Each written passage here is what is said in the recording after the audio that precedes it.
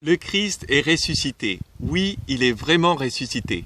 Toute la famille missionnaire de Notre-Dame vous souhaite une sainte fête de Pâques. La résurrection, c'est passer des ténèbres de la nuit du péché à la lumière de la vie d'enfant de Dieu. C'est ce que dit saint Paul, à qui le Christ ressuscité est apparu sur le chemin de Damas. Pensez que vous êtes morts au péché et vivants pour Dieu en Jésus-Christ. À Bergerac, moi le premier, on aime les personnages qui ont du panache. On parle de cathédrale quand il s'agit d'une église et de fleuve quand il s'agit d'une rivière.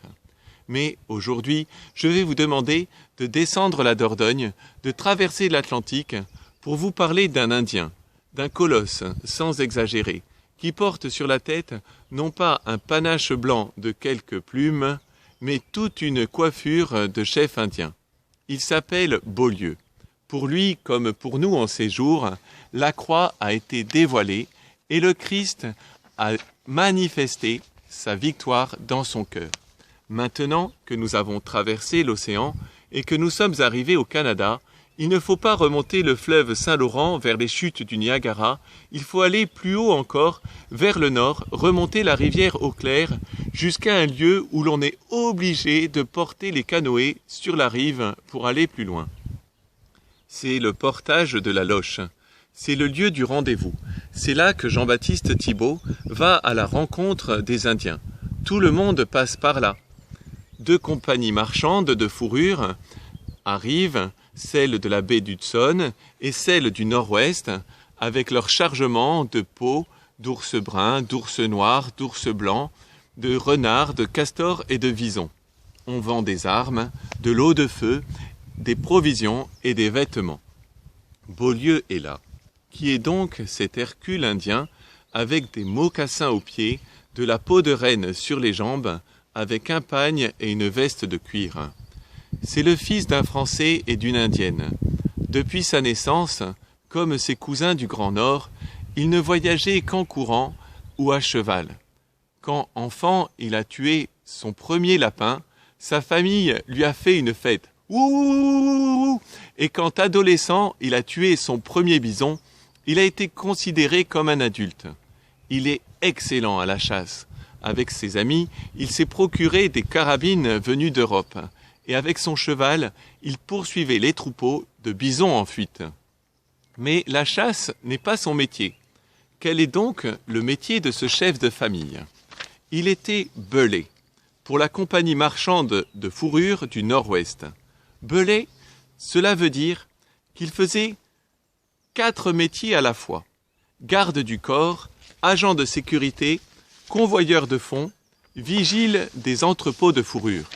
Car les fourrures valent des fortunes. Il y a, à cause de cela, des voleurs et des tueurs dans la région. Mais Beaulieu est devenu le chef d'équipe des belés de la compagnie, et c'est la terreur des voleurs. Sans cesse sur ses gardes, c'est une guerre permanente. Mais comment vivre dans le bonheur quand on est chaque fois, chaque jour, entouré de malheurs? Il parle de bisons, de poissons, de chiens, de traîneaux, de fourrures, de fusils, de neige, de fleuves, de canoës, mais jamais de Dieu qu'il ne connaît pas. Heureusement, à ce moment-là, Monseigneur Provencher est en train d'écrire une lettre à l'évêque de Québec pour lui annoncer le départ des missionnaires pour le Grand Nord. Il termine avec sa belle écriture.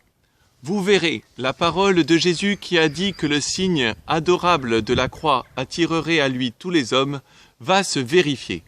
Il avait raison. Mais en fait, pourquoi Beaulieu a voulu rencontrer l'abbé Thibault, la robe noire, au moment où il a le plus de travail? C'est à cause de Dubreuil, le nouveau. Il est arrivé de Montréal au printemps. Il a été embauché pour faire partie de l'équipe comme belé. C'est un doux. Un gars comme cela dans une équipe, c'est de l'or pur. Il obéit au chef, il n'a pas peur des coups, on peut compter sur lui quand il faut surprendre des pillards.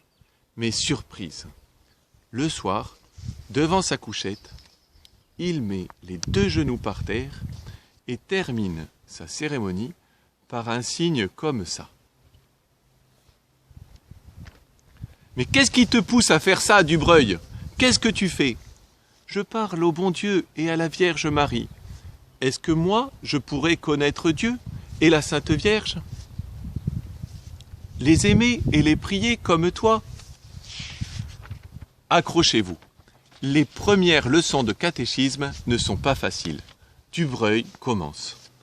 Le berger part à la recherche de la brebis qui est perdue. Puis il appelle ses voisins. « Réjouissez-vous avec moi, j'ai retrouvé ma brebis. » Est-ce que tu as compris? Le berger, c'est notre Seigneur. Et la brebis, c'est nous. Beaulieu demande. Et qu'est-ce qu'il a fait de la brebis retrouvée? Il l'a mangée? Et tard dans la nuit. Allez, dépêche-toi de m'expliquer, parce que je vais peut-être mourir bientôt et je n'aurai pas le bonheur de voir Dieu.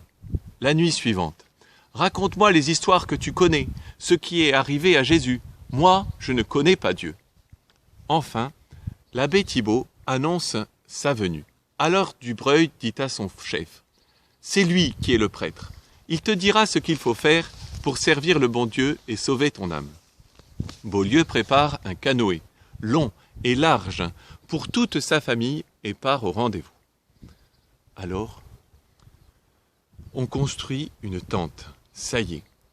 Le missionnaire parle devant les Indiens le matin, l'après-midi et le soir. Beaulieu change complètement. Il se fait un logement auprès de la rivière pour servir d'étape aux missionnaires. Il part à leur rencontre, les guide et les protège en chemin. Il leur prépare une chambre-chapelle. Il est sacristain. Il apprend les sermons par cœur, les répète aux voyageurs intéressés et les commente à ses amis chrétiens. On aura tout vu. Il donne des cours aux missionnaires. Qu'est-ce qu'il leur apprend?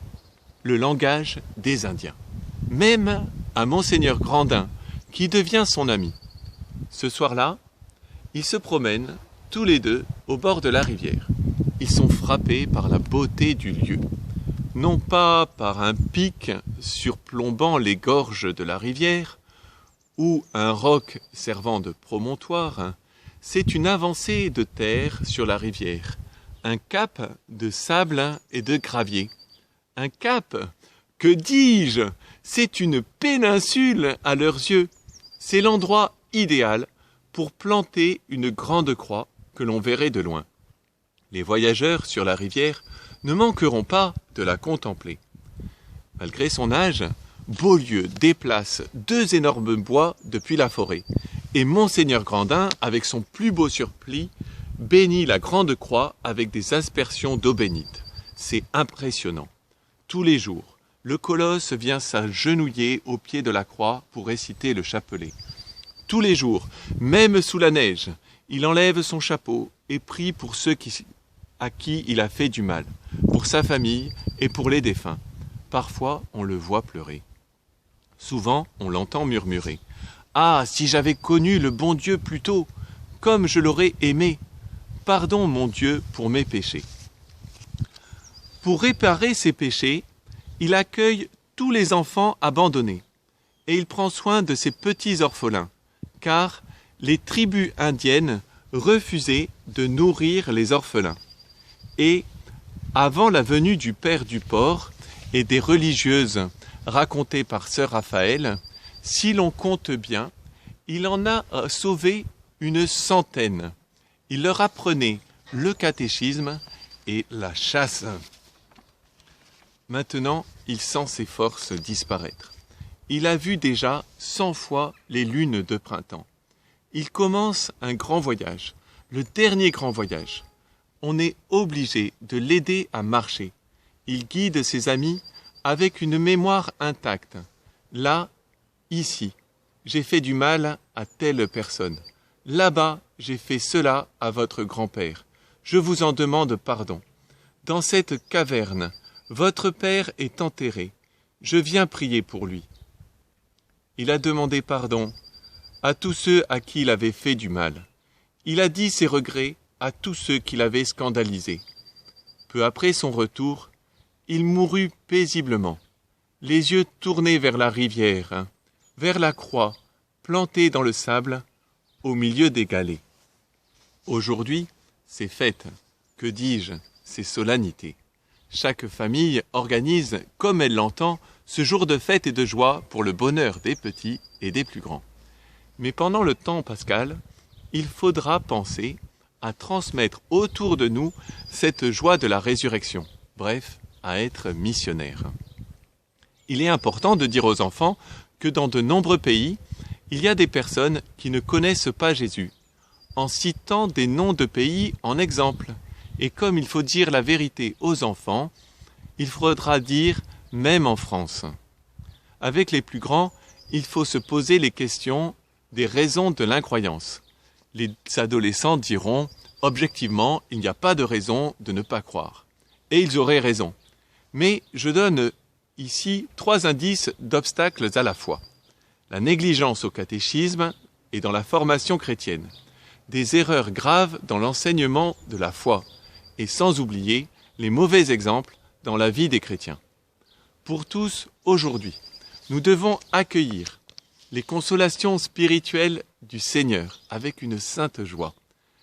C'est cela qui rayonnera, car la beauté de la vie chrétienne, particulièrement en famille, est encore plus décisive que l'art, l'image et la vidéo pour communiquer le message évangélique. Une vie chrétienne vécue en plénitude parle sans parole. Pour le mettre en pratique, nous allons prier ensemble. Je vais dire la traduction du « Je vous salue Marie » en langue indienne et nous dirons tous ensemble le Notre Père pour tous les missionnaires. Par toi, Marie, je vais laisser aller mon cœur à la joie. Celui qui a fait la terre très bien t'aime. Ton cœur est près de lui. Tu es grande par-dessus toute femme, car Jésus, lui seul est grand, a été dans ton sein. Sainte Marie, du Tout-Puissant, tu es la mère. Nous sommes mauvais, mais quand même, prie pour nous maintenant et à la veille du jour où nous mourrons. Ce serait très bien si c'était ainsi. Notre Père, qui es aux cieux, que ton nom soit sanctifié, que ton règne vienne, que ta volonté soit faite sur la terre comme au ciel. Donne-nous aujourd'hui notre pain de ce jour. Pardonne-nous nos offenses, comme nous pardonnons aussi à ceux qui nous ont offensés, et ne nous laisse pas entrer en tentation, mais délivre-nous du mal. Amen.